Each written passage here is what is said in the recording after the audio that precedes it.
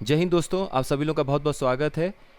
तो यूपी का current affairs हम लोग देखेंगे जनवरी से मई तक का, और जो भी इम्पोर्टेंट करंट अफेयर्स है उसको कवर करेंगे। इसके बाद एक वीडियो आप लोगों को मिलेगा जुलाई से लगभग दिसंबर का, हम लोग करंट अफेयर कवर करेंगे यूपी का, और फिर एक कॉम्प्रिहेंसिव वीडियो आएगा फाइनली कुछ दिनों के बाद। उसमें जो भी इंपॉर्टेंट करंट अफेयर्स एक दो और बचे होंगे वो सारे कवर करते हुए एक साल का करंट अफेयर आप लोगों को मिल जाएगा यूपी का। उसको अच्छे से पढ़ लीजिएगा, पीडीएफ डाउनलोड कर लीजिएगा, ग्रुप में आप लोगों को शेयर कर दिया जाता है हर बार वीडियो के बाद। तो आप लोग जीएसएन करंट वॉरियर के चैनल पे जाके, वहाँ से टेलीग्राम चैनल पे जाके डाउनलोड कर लीजिएगा। चलिए स्टार्ट करते हैं अब हम लोग। दुनिया का सबसे बड़ा एरोस्पेस ग्रेड टाइटेनियम प्लांट कहाँ पर इनॉग्रेट हुआ है यूपी में? तो ये इनॉग्रेट हुआ है लखनऊ में। तो विश्व का सबसे बड़ा एरोस्पेस ग्रेड जो टाइटेनियम प्लांट है उसका उद्घाटन कहाँ पर हुआ है? लखनऊ में। इसको ध्यान रखिएगा। 50 एकड़ के कुल एरिया में इसका उद्घाटन किया गया है, और इसकी जो फिलहाल अभी क्षमता है वो 6000 टन तक की होगी एक साल में। इंडिया सेमीकंडक्टर मिशन के तहत जो देश का 6वां सेमीकंडक्टर यूनिट है वो उत्तर प्रदेश में स्थापित किया जाएगा। और यूपी में कौन से एयरपोर्ट के पास इसे स्थापित किया जाएगा? तो इसे स्थापित किया जाएगा जेवर एयरपोर्ट के पास में। और इसे एचसीएल और फॉक्सकॉन, ये दोनों ही कंपनीज मिलकर, इनका जॉइंट वेंचर है, इसे तैयार करेगी। तो इस बात को ध्यान रखिएगा। What is the total investment made to set up the BrahMos unit in Lucknow? Lucknow में जो ब्रह्मोस इकाई स्थापित की जा रही है ब्रह्मोस एरोस्पेस के द्वारा, आपको बताना है कि कुल कितनी राशि का निवेश किया जा रहा है उसमें। तो 300 करोड़ रुपए का निवेश किया जा रहा है ब्रह्मोस की यूनिट, ब्रह्मोस इकाई को स्थापित करने में लखनऊ में। इसका जो उद्घाटन था वो 11 मई को हुआ था, ये आप लोग ध्यान रखिएगा। हाल ही में जो योग साधक थे, योग प्रैक्टिशनर बाबा शिवानंद जी, उनका देहांत हो गया वाराणसी में 128 वर्ष की उम्र में। आपको बताना है कि जब इन्हें पद्मश्री से नवाजा गया था, सम्मानित किया गया था, तो कौन से वर्ष इन्हें पद्मश्री से सम्मानित किया गया था? तो बाबा शिवानंद जी जो हैं, इन्हें सन 2022 में पद्मश्री के अवार्ड से नवाजा गया था। 128 वर्ष की आयु में इनकी मृत्यु हो गई वाराणसी में। कौन सा ऐसा एक्सप्रेसवे है उत्तर प्रदेश का जहां पर एयरफोर्स ने एक एक्सरसाइज कंडक्ट किया, ये चेक करने के लिए कि कभी भी इमरजेंसी में उन्हें उतरना पड़ा या फिर कोई युद्ध जैसी स्थिति हो तो वो उस एक्सप्रेसवे पर अचानक से लैंडिंग कर सकते हैं। 3.5 किलोमीटर के आसपास का एक स्ट्रेच बनाया गया है इस एक्सप्रेसवे पर लंबाई में, जहां पर ये प्लेन्स जो हैं आकर, फाइटर जेट जो है इंडिया के, वो उतर सकते हैं। हम बात कर रहे हैं गंगा एक्सप्रेसवे की। और स्पेसिफिक अगर आप बात करेंगे तो शाहजहांपुर जो है अपने उत्तर प्रदेश का, वहाँ पर इसे इंडियन एयरफोर्स ने चेक किया। एक बात और ध्यान रखिएगा कि गंगा एक्सप्रेसवे भारत का पहला ऐसा एक्सप्रेसवे है जो नाइट में भी लैंडिंग करने की इजाज़त देता है। रात में भी आप चाहें तो जहाज़ को उस पर उतार सकते हैं एक्सप्रेसवे पर। किन्होंने एक बुक रिलीज़ किया है, चुनौतियाँ मुझे पसंद हैं। इस बुक का जो विमोचन है, इसे किसने किया है? तो वाइस प्रेसिडेंट जगदीप धनखड़ जी हैं, उन्होंने ही इस किताब का विमोचन किया, चुनौतियाँ मुझे पसंद है। ये उत्तर प्रदेश की गवर्नर आनंदीबेन पटेल जी हैं, उनके ऊपर उनकी जो यात्रा वृत्तांत है, उनका जो अभी तक का सफ़र है यहाँ तक पहुँचने का, इसके पहले वो बड़े बड़े पोस्ट पे रहीं, तो जो भी इनका यात्रा वृत्तांत है उसी के बारे में हमें इस किताब से पता चलता है। चुनौतियाँ मुझे पसंद है। स्पेशल हैंडलूम एक्सपो का आयोजन अप्रैल 2025 में कहाँ पर किया गया था? ये किया गया था नोएडा में। इस बात को ध्यान रखिएगा। नेशनल हैंडलूम डेवलपमेंट कॉरपोरेशन जो कि मिनिस्ट्री ऑफ टेक्सटाइल्स के अंतर्गत आता है, यानी राष्ट्रीय हथकरघा विकास निगम, जो कि उत्तर प्रदेश के नोएडा में विशेष हथकरघा एक्सपो का इसने शुभारंभ किया था। कपड़ा मंत्रालय के अंतर्गत ये कॉरपोरेशन आता है। What is the total worth of the 44 projects launched in Varanasi by PM Modi in its 50th visit to Varanasi? अभी हाल ही में 11 अप्रैल की बात है। 11 अप्रैल को प्रधानमंत्री नरेंद्र मोदी जी का 50वां दौरा था अपने कॉन्स्टिट्यूएंसी वाराणसी में, और इसी उपलक्ष्य में इन्होंने 44 प्रोजेक्ट्स को लॉन्च किया। आपको यही बताना है कि कुल ये जो 44 परियोजनाएं थी, इनका लागत कितना था? तो इनका लागत है 3880 करोड़। और ये 50वां दौरा इनका कब हुआ था? 11 अप्रैल को। कौन से जिले में उत्तर प्रदेश के फ्लोराइड का जो कंटेमिनेशन पाया गया है वो 5 से 6 गुना ज़्यादा है, जो कि प्रिस्क्राइब्ड होता है एक सेफ लिमिट के तौर पे। यानी उत्तर प्रदेश के किस जिले में फ्लोराइड संदूषण निर्धारित सुरक्षा सीमा से 5 से 6 गुना अधिक पाया गया है, तो हम बात कर रहे हैं सोनभद्र जिले की। 2 लाख से अधिक लोग फ्लोराइड से इस समय प्रभावित हैं, क्योंकि उनके पीने के पानी में जो फ्लोराइड की मात्रा है वो 5 से 6 गुना ज़्यादा है, जो कि WHO ने, वर्ल्ड हेल्थ ऑर्गेनाइजेशन, विश्व स्वास्थ्य संगठन ने एक लिमिट तय किया है। उस मानक से 5 से 6 गुना ज़्यादा उनके पीने के पानी में और सेवन जो वो कर रहे हैं पानी का, उसमें लिमिट पाया गया है फ्लोराइड का। देखिए WHO बोलता है कि 1 लीटर पानी में अधिक से अधिक 1.5 मिलीग्राम तक का आपका फ्लोराइड का लिमिट होना चाहिए। अगर ये उसको पार कर रहा है तो इसका मतलब है कि मामला गड़बड़ है। अंडर द अपडेटेड, अभी क्या हुआ है हाल ही में, मुख्यमंत्री सामूहिक विवाह योजना जो है उत्तर प्रदेश में, उसे थोड़ा सा अद्यतन किया गया, उसको अपडेट किया गया है। तो यही सवाल है कि कितने पैसे जो गर्ल्स हैं उनके डायरेक्ट बैंक अकाउंट में भेजा जाएगा मुख्यमंत्री सामूहिक विवाह योजना के तहत। तो अब जितने भी लड़कियां हैं उनके बैंक अकाउंट में इस योजना के तहत 75,000 रुपये सीधे सीधे भेजे जाएंगे। देखिए, इस मुख्यमंत्री सामूहिक विवाह योजना के तहत 1 लाख रुपए दिए जाते हैं, कुल 3 हिस्सों में, कुल 3 चरणों में। 75,000 रुपये वो लड़कियों के बैंक अकाउंट में सीधे भेजे जाते हैं। 10,000 रुपये कपड़े, उपहार और जो भी आवश्यक वस्तुएं हैं एसेंशियल से उनके लिए दिए जाते हैं, और बचे हुए जो 15,000 रुपये हैं वो शादी के व्यवस्था के लिए अलग से दिए जाते हैं। तो मुख्यमंत्री सामूहिक विवाह योजना के अंतर्गत उत्तर प्रदेश में 1 लाख रुपया सीधा सीधा दिया जाता है, जिसमें 75,000 रुपये तो बैंक अकाउंट में, और बाकी का जो अभी हम लोगों ने देखा कि आपकी ज़रूरत के हिसाब से पैसे दिए जा रहे हैं। इनमें से कौन सा ऐसा शहर है जो एक सेंट्रल हब के रूप में डेवलप होगा Uttar Pradesh leather and footwear policy 2025 के अंतर्गत? यानी यूपी चमड़ा और फुटवियर नीति 2025 के अंतर्गत कौन सा ऐसा शहर है जिसे एक केंद्र के रूप में विकसित किया जाएगा? तो हम बात कर रहे हैं सी कानपुर के बारे में। और पूरे भारत का अगर आप देखेंगे जितना भी चमड़े का निर्यात होता है, लेदर का एक्सपोर्ट होता है, उसका 46% लगभग आधा जो निर्यात है वो अपना उत्तर प्रदेश करता है। कौन सा ऐसा जिला है उत्तर प्रदेश का जहाँ पे ONGC ने ड्रिलिंग शुरू कर दिया है, जब ये सर्वे में पाया गया कि वहाँ पर पेट्रोलियम का भंडार मिला है? तो भूवैज्ञानिक सर्वेक्षणों में पेट्रोलियम भंडार की संभावना के संकेत मिलने के बाद ONGC ने उत्तर प्रदेश के किस जिले में ड्रिलिंग यानी कि खुदाई जो है वो शुरू कर दिया है तेल निकालने के लिए? तो हम बात कर रहे हैं बलिया जिले की। और आप लोगों ने आधुनिक इतिहास में, मॉडर्न हिस्ट्री में स्वर्गीय छित्तू पांडे जी के बारे में पढ़ा होगा। जब अंग्रेज़ों भारत छोड़ो क्विट इंडिया मूवमेंट का एक आंदोलन जब किया गया था, तो उसमें इन्होंने अपनी एक पैरेलल सरकार बनाई थी, समानांतर सरकार बनाई थी। छित्तू पांडे जी ने सबसे पहली समानांतर सरकार, फर्स्ट पैरेलल गवर्नमेंट इन्हीं की थी 1942 में। तो उन्हीं के जो खानदान के लोग अभी भी हैं, उनकी ज़मीन पर ये ड्रिलिंग शुरू किया गया है। ऐसा सर्वे में पाया गया है कि तेल जो है बड़ी मात्रा में 300 किलोमीटर के एरिया में आसपास में वहाँ पर देखने को मिलेगा।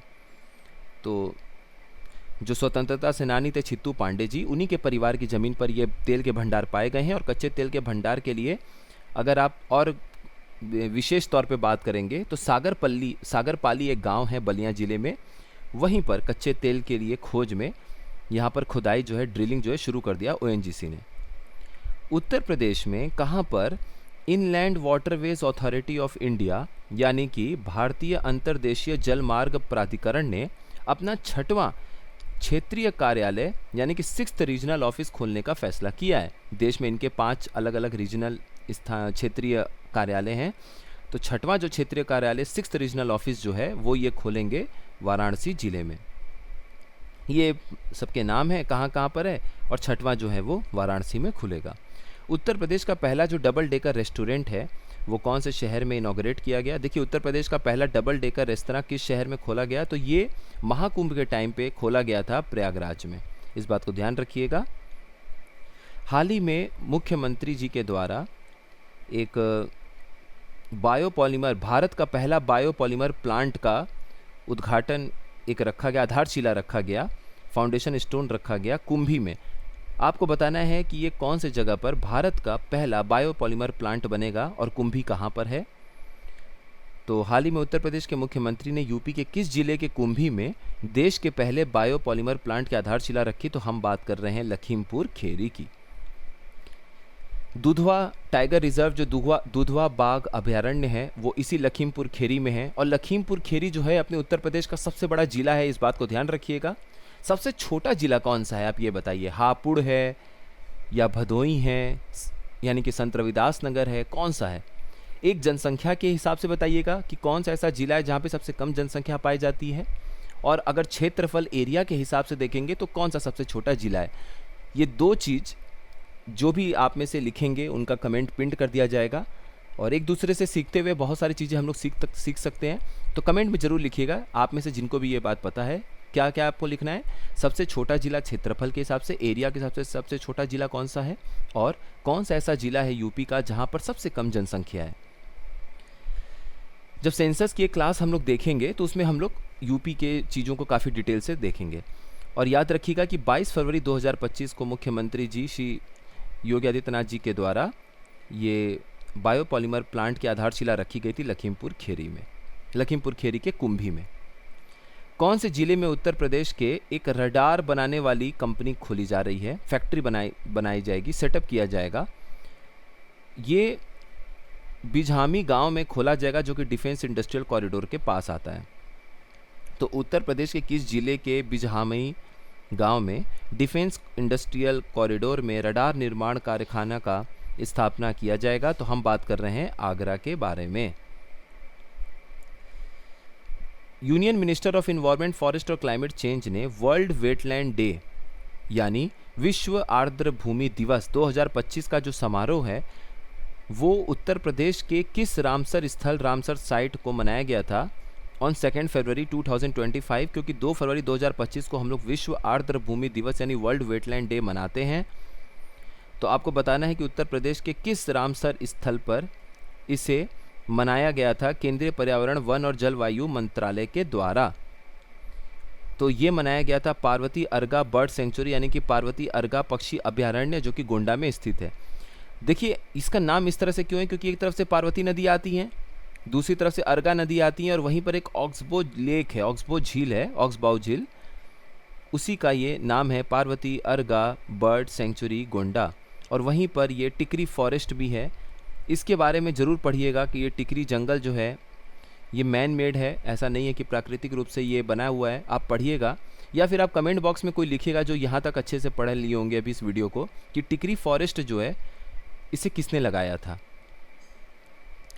स्टार्टअप इकोसिस्टम रिपोर्ट 2025 के हिसाब से उत्तर प्रदेश का क्या स्थान है पूरे देश में? तो उत्तर प्रदेश अपना स्टार्टअप इकोसिस्टम के मामले में तीसरे स्थान पर है और 26 स्टार्टअप्स जो हैं अपने उत्तर प्रदेश में वो यूनिकॉर्न स्टेटस को पा चुके हैं। इस बात को ध्यान रखिएगा। देश के टॉप 10 स्टार्टअप हब सिटीज़ में से कौन सा ऐसा शहर है, नहीं देश ने यूपी ले लीजिए, उत्तर प्रदेश के टॉप 10 स्टार्टअप हब शहरों में से कौन सा शहर जो है वो 3418 स्टार्टअप्स के साथ लीड कर रहा है? तो उत्तर प्रदेश के शीर्ष 10 स्टार्टअप हब शहरों में से कौन सा शहर 3418 स्टार्टअप के साथ सूची में सबसे ऊपर है, ये आपको बताना है। तो ये है अपना नोएडा। और नोएडा के बाद अगर आप बात करेंगे तो लखनऊ दूसरे नंबर पर है स्टार्टअप्स के मामले में, गाजियाबाद तीसरे नंबर पर है और कानपुर चौथा नंबर पर है। तो हो सकता है यूपी पीसीएस के एग्ज़ाम में तो आपसे टॉप 4 में से पूछ ले कि कौन सा नहीं है। तो फर्स्ट पे क्या याद रखेंगे? नोएडा, सबसे अधिक स्टार्टअप्स हैं। दूसरे नंबर पे क्या याद करेंगे? सीधे राजधानी कैपिटल लखनऊ। तीसरे पे नोएडा के बगल में गाजियाबाद, चौथे पे लखनऊ के बगल में कानपुर। पहले नंबर पे नोएडा, दूसरे पे आ जाइए तुरंत अपने कैपिटल राजधानी लखनऊ, तीसरा फिर से नोएडा के बगल में गाजियाबाद, चौथा लखनऊ के बगल में कानपुर। भारत का पहला टेक्सटाइल मशीन पार्क सेटअप किया जाएगा 875 एकड़ के ज़मीन पर, कौन से शहर के पास में, ये आपको बताना है। भारत का पहला टेक्सटाइल मशीन पार्क किस शहर के पास 875 एकड़ भूमि में स्थापित किया जाएगा? तो हम बात कर रहे हैं कानपुर के बारे में। नेशनल कॉन्फ्रेंस हुआ था नेशनल क्लीन एयर प्रोग्राम को लेके, कौन से शहर में इसका आयोजन किया गया था? तो राष्ट्रीय स्वच्छ वायु कार्यक्रम पर राष्ट्रीय सम्मेलन उत्तर प्रदेश के किस शहर में आयोजित किया गया? तो ये आयोजित किया गया था गोरखपुर में, याद रखिएगा। और यहाँ पर एक देखिए यहाँ पर एक डिसीजन लिया गया जो कि बहुत इंपॉर्टेंट है। इसमें ये डिसाइड किया गया है कि जितने हमारे 17 नगर निगम हैं सभी को सोलर सिटीज़ यानी कि सौर नगर के रूप में विकसित करना है। सबसे पहला कौन सा था? अयोध्या, आप लोगों को याद होगा। अब उसके बाद ये निर्णय लिया गया इस आयोजन में कि जितने 17 नगर निगम हैं सब के सब सोलर सिटीज़ और यानी आप समझ सकते हैं सौर नगर के रूप में उसको विकसित करिए। ये डिसीजन लिया गया है। उत्तर प्रदेश सरकार ने लॉन्च किया है मॉडल विलेज कैंपेन, जिसके तहत 1147 गांव जो हैं किस जिले के मॉडल विलेजेस के रूप में विकसित किए जाएंगे। यानी उत्तर प्रदेश सरकार ने किस जिले के 1147 गांवों को आदर्श गांव बनाने के लिए आदर्श गांव अभियान शुरू किया है। तो हम बात कर रहे हैं अयोध्या जिले की। भारत का पहला बैटरी ग्रेड लिथियम रिफाइनरी कहाँ पर स्टार्ट किया गया, लॉन्च किया गया है? देखिए, इसमें आंसर बताने के पहले आप लोगों को चलिए ठीक है, कंपनी का नाम बाद में देख लेंगे। ये ध्यान दीजिएगा, लोहुम एक कंपनी है, ठीक है, लोहुम कंपनी है, वही भारत का पहला battery grade lithium refinery launch कर रहा है, बना रहा है। कौन से शहर में? ग्रेटर नोएडा में। इस बात का ध्यान रखिएगा। कौन सा ऐसा म्युनिसिपल कॉरपोरेशन है उत्तर प्रदेश का जो भारत का पहला ऐसा म्युनिसिपल कॉरपोरेशन बन चुका है to issue a certified green municipal bond under the Swachh Bharat mission urban? यानी उत्तर प्रदेश का कौन सा नगर निगम स्वच्छ भारत मिशन शहरी के तहत प्रमाणित ग्रीन म्युनिसिपल बॉन्ड जारी करने वाला भारत का पहला नगर निगम बन गया है? तो हम बात कर रहे हैं गाजियाबाद की। 2 मेगावाट का सोलर पावर प्लांट इंस्टॉल किया जाएगा कान्हा गौशाला में, जो कि कौन सी नगर निगम में आता है? इस तरीके से ये पहला ऐसा गौशाला हो जाएगा राज्य का जो रिन्यूएबल एनर्जी को प्रोड्यूस करेगा और यूज़ करेगा इतने बड़े स्केल पर। तो किस नगर निगम की कान्हा गौशाला में 2 मेगावाट का सौर ऊर्जा संयंत्र स्थापित किया जाएगा, जिससे यह प्रदेश की पहली ऐसी गौशाला बन जाएगी जो बड़े पैमाने पर अक्षय ऊर्जा का उत्पादन और उपयोग करेगी? तो हम बात कर रहे हैं आगरा में स्थित कान्हा गौशाला की। एक लेटेस्ट डेटा आया है एनुअल सर्वे ऑफ इंडस्ट्रीज़ का, जो कि भारत सरकार के द्वारा इसका सर्वे किया जाता है सारे इंडस्ट्रीज़ का। उत्तर प्रदेश में सबसे अधिक फैक्ट्री का रजिस्ट्रेशन देखा गया है कौन से वर्ष के लिए, ये आपको बताना है। भारत सरकार ने वार्षिक उद्योग सर्वेक्षण के नवीनतम आंकड़ों के अनुसार उत्तर प्रदेश ने किस वर्ष देश में सबसे अधिक कारखाना पंजीकृत किया है? तो 2024-25 के लिए, ये 2024-25 के लिए सबसे अधिक कारखाना यानी सबसे अधिक फैक्ट्री का रजिस्ट्रेशन अपने उत्तर प्रदेश में हुआ। इस बात को ध्यान रखिएगा। इम्पॉर्टेंट ये है कि सन 2020-21 में लगभग 1500 के आसपास कुल कारखाने, कुल फैक्ट्रीज रजिस्टर्ड थी, पंजीकृत थी अपने उत्तर प्रदेश में। अब उससे दोगुना होके लगभग दोगुना होके 3318 फैक्ट्रीज रजिस्टर हुई हैं, यानी कि 3318 जो फैक्ट्रीज़ हैं, जो फैक्ट्रियां हैं वो पंजीकृत हुई हैं 2024-25 में। हाल ही में मुख्यमंत्री जी जो हैं उत्तर प्रदेश के, उन्होंने इनॉग्रेट किया है रोहिन बैराज प्रोजेक्ट उत्तर प्रदेश के कौन से ज़िले में? यानी हाल ही में उत्तर प्रदेश के मुख्यमंत्री ने यूपी के किस ज़िले में रोहिन बैराज परियोजना का उद्घाटन किया? तो ये किया है इन्होंने महाराजगंज में। उत्तर प्रदेश का पहला और देश का दूसरा waste to CNG plant setup किया गया है कौन से ज़िले में? तो ये किया गया है प्रयागराज में। अब आप कमेंट बॉक्स में ये बताइएगा कि भारत का पहला वेस्ट टू सीएनजी प्लांट कहाँ पर स्थापित किया गया है, ये आपको बताना है। क्या ये भोपाल है, इंदौर है, नागपुर है, कहाँ पर है? उत्तर प्रदेश ने कौन सा रैंक हासिल किया है डिजिटल ट्रांजैक्शंस के मामले में? यानी डिजिटल लेन देन के मामले में उत्तर प्रदेश ने कौन सा स्थान पूरे देश में हासिल किया है? तो उत्तर प्रदेश ने पहला स्थान हासिल किया है। कैसे? देखिए, डायरेक्ट बेनिफिट ट्रांसफ़र स्कीम जो है, प्रत्यक्ष लाभ हस्तांतरण योजना, इसके तहत उत्तर प्रदेश सरकार ने 9.08 करोड़ जो लाभार्थी हैं उनके अकाउंट में सीधा 1,11,637 करोड़ रुपए का हस्तांतरण किया है, यानी ट्रांसफ़र किया है। उत्तर प्रदेश को कौन सा रैंक हासिल हुआ है पूरे देश में इथेनॉल के प्रोडक्शन के मामले में? यानी इथेनॉल उत्पादन के क्षेत्र में उत्तर प्रदेश को देश में कौन सा स्थान मिला है? इसमें भी पहला स्थान मिला है, इसको ध्यान रखिएगा। पिछले 8 सालों में अगर आप देखें 2017 से 2025 के बीच में तो राज्य में जो इथेनॉल का उत्पादन है वो 2 बिलियन लीटर हो चुका है एक साल में, और टारगेट ये है कि आने वाले समय में भविष्य में 2.5 बिलियन लीटर पर ईयर इसे बढ़ाया जाएगा। उत्तर प्रदेश सरकार ने लॉन्च किया है comprehensive state wide campaign to eradicate child labour by which year. Uttar Pradesh सरकार ने किस वर्ष तक बाल श्रम उन्मूलन के लिए एक व्यापक राज्यव्यापी अभियान शुरू किया है? तो 2027 तक उत्तर प्रदेश का लक्ष्य है कि जो भी ये बाल श्रम है इसका हमें उन्मूलन करना है, यानी कि चाइल्ड लेबर को हमें ख़त्म कर देना है। और याद रखिएगा कि ये जो सरकार ने जो जन सहभागिता बढ़ाने के लिए विश्व बाल श्रम निषेध दिवस, जिसे हम बोलते हैं world day against child labour, इसी के अवसर पर 12 जून 2025 को विशेष जागरूकता कार्यक्रम भी आयोजित करेगी। तो अभी तो 12 जून जो अभी हाल में बीता है उसमें एक विशेष कार्यक्रम भी आयोजित किया गया world day against child labour के मौके पर। तो यहाँ तक इम्पॉर्टेंट हम लोगों ने देख लिया है। जो भी कुछ 1-2 करंट अफेयर और बचा होगा जनवरी से मई का, वो हम लोग जब ईयर वाला देखेंगे तो उसमें आपका कवर हो जाएगा। जिनका भी जूनियर असिस्टेंट का एग्ज़ाम है 29 जून को, उनके लिए भी ये बहुत ज़्यादा फ़ायदेमंद होगा। प्लीज़ इसको अच्छे से आप लोग पढ़िएगा। जल्द ही हम लोग बचे हुए 3-4 महीने का भी करंट अफेयर देखेंगे, और अप्रैल मई के महीने में और कुछ जून के महीने में और भी इम्पॉर्टेंट करंट अफेयर जो अभी तक का होगा उसको भी हम लोग कवर करेंगे। निश्चिंत रहिए इस चीज़ के लिए। आप सभी लोगों का बहुत बहुत धन्यवाद। खूब अच्छे से पढ़ते रहिए।